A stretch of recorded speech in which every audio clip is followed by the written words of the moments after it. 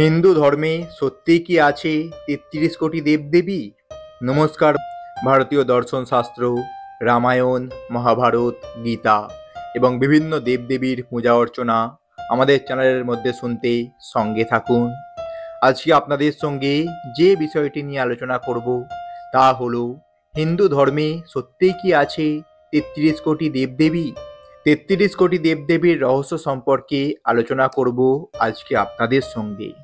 বন্ধুরা, আপনারা এই কথাটি অবশ্যই শুনেছেন যে হিন্দু ধর্মের ৩৩ কোটি দেবদেবী রয়েছে, আর হিন্দু ধর্মে অনেক দেবদেবীর পূজা করা হয়। এই কথাটি কি সত্যি নাকি মিথ্যা?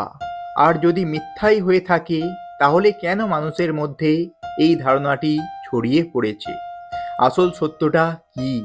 কি রহস্যই বা লুকিয়ে আছে হিন্দু ধর্মের এই ৩৩ কোটি দেবদেবীর পূজা অর্চনার কথাটির মধ্যে? বন্ধুরা, এটা তো সর্ববিদিত বা সবাই জানে যে সনাতন ধর্ম হলো অনেক পুরাতন একটি ধর্ম। আমাদের ধর্মগ্রন্থ অনেক প্রাচীন।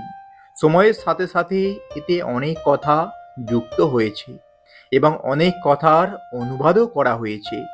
এর ফলে কিছু ভ্রান্ত কথার উৎপত্তি হয়েছে, আর এই ভ্রান্ত কথাগুলি এত ব্যাপক পরিমাণে ছড়িয়ে পড়েছে যে মানুষেরা একে সত্যি বলে মনে করতে শুরু করেছে। ৩৩ কোটি দেবদেবী, এই কথাটিও এরই পরিণাম। হিন্দু ধর্মের বেদ, উপনিষদ এবং পুরাণেও ৩৩ কোটি দেবদেবী আছে এই কথাটির উল্লেখ রয়েছে। কিন্তু এখানে কোটি বলতে সেই সংখ্যাকে বোঝানো হয়নি। বন্ধুরা, প্রত্যেকটি শব্দের একাধিক অর্থ থাকতে পারে। যেমন ধরুন তিরসা, এর অর্থ বানও হয়, আবার এর অর্থ কিনারাও হয়, আর এর অর্থ সমীপও হয়। এই ধরনের আরও অনেক শব্দ রয়েছে যেগুলির বহু অর্থ এসে দাঁড়ায়। ঠিক সেই রকমই ৩৩ কোটি বলতে সেই সংখ্যাকে বোঝানো হয়নি। এখানে কোটি শব্দের দুটি অর্থ রয়েছে। এক হচ্ছে সংখ্যায় কারোর বোঝাতে এবং অন্যটি হলো প্রকার। বেদে ৩৩ কোটি বলতে প্রকারকে বোঝানো হয়েছে, কিন্তু অনুবাদ করার সময় ভুলবশত ত্রুটি হওয়ার দরুন সেখানে কোটিকে সংখ্যায় কারোর হিসাবে ধরা হয়েছে। আর এই ভ্রান্তমূলক কথাটি এত বিপুল পরিমাণে ছড়িয়ে পড়েছে যে অধিকাংশ মানুষই একে সত্যি বলে মানতে শুরু করেছে। বেদে ৩৩ কোটি বলতে ৩৩টি প্রকারকে বোঝানো হয়েছে। এছাড়াও বৃহদারণ্যক উপনিষদে এই ৩৩ প্রকার দেবদেবীর বর্ণনা মেলে। বন্ধুরা, আপনারা হয়তো দেখেছেন বেশিরভাগ সময় কোনো মানুষ কাউকে প্রণাম করার সময় কোটি শব্দটি ব্যবহার করে থাকেন। কিন্তু বন্ধুরা, এখানে তারা কোটিকে সংখ্যা অর্থে ব্যবহার করছে না। তারা কোটি বলার মাধ্যমে এটা বোঝাতে চাইছে যে যত প্রকার প্রণাম আছে সবই আমি তোমাকে করছি। বন্ধুরা, কোটি শব্দের দুটি অর্থ কি কি এবং কোনটি কিভাবে ব্যবহার করা হয়েছে, এই বিষয়টি হয়তো আপনি বুঝতে পেরেছেন। চলুন বন্ধুরা, এবার জেনে নেওয়া যাক সেই ৩৩ কোটি অর্থাৎ ৩৩ প্রকার দেবদেবীর কথা। এই ৩৩ প্রকারের মধ্যে ৮ প্রকার বসু রয়েছে। বসু অর্থাৎ আমাদেরকে বসানোর মালিক। এই বসুতেই আত্মা নিবাস করে। এই ৮টি বসু হল পৃথিবী, জল, অগ্নি, বায়ু, আকাশ, চন্দ্রমা, সূর্য এবং নক্ষত্র। এই ৮টি বসু মানুষদের বসতির মালিক। এই ৮টি বসুই প্রজাদের ধারণ এবং পালন করে। ঠিক একইভাবে ১১টি রুদ্র রয়েছে। আসলে এই রুদ্রগুলি শরীরেই থাকে। যখন এই রুদ্রগুলি শরীর থেকে এক এক করে বেরিয়ে যায়, তখন মানুষকে মৃত বলে মানা হয়। শরীর থেকে বেরিয়ে যাওয়া এই রুদ্রগুলির নাম হলো প্রাণ, অপ্রাণ, বেয়ান, সমান, উদান, নাগ, কুর্ম, তিরকল, দেবদত্ত আর ধনঞ্জয়।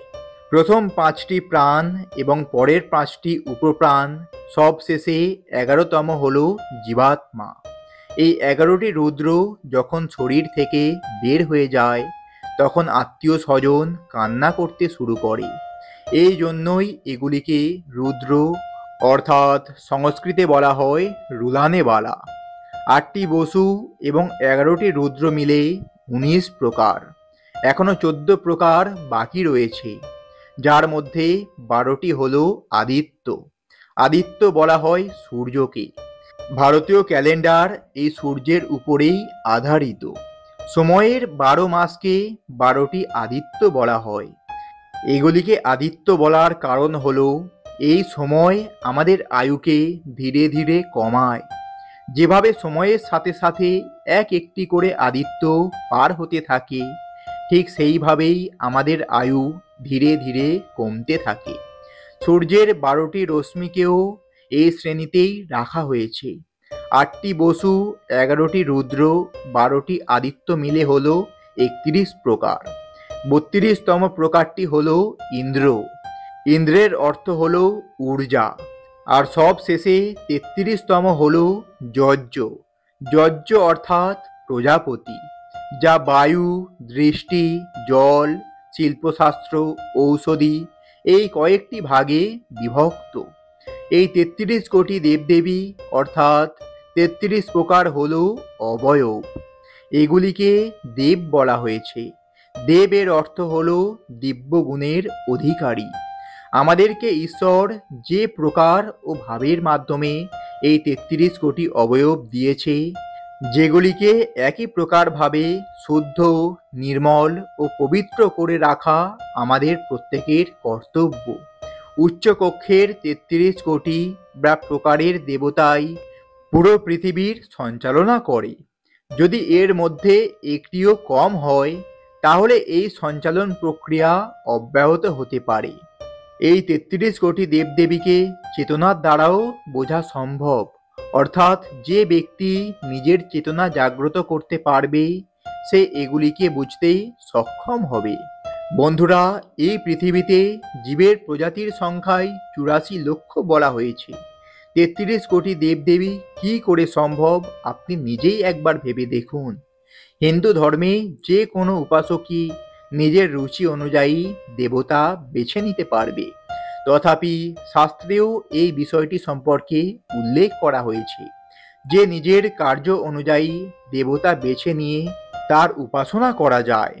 তো বন্ধুরা, আশা করি আপনারা বুঝতে সক্ষম হয়েছেন যে হিন্দু ধর্মে 33 প্রকারের দেবতা রয়েছে, 33 কোটি বা কারোর নয়।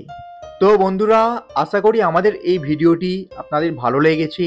ভালো লাগলে অবশ্যই আপনজনের উদ্দেশ্যে এটি শেয়ার করবেন। ভালো থাকুন, সুস্থ থাকুন। ধন্যবাদ। ঈশ্বর আপনাদের মঙ্গল করুক।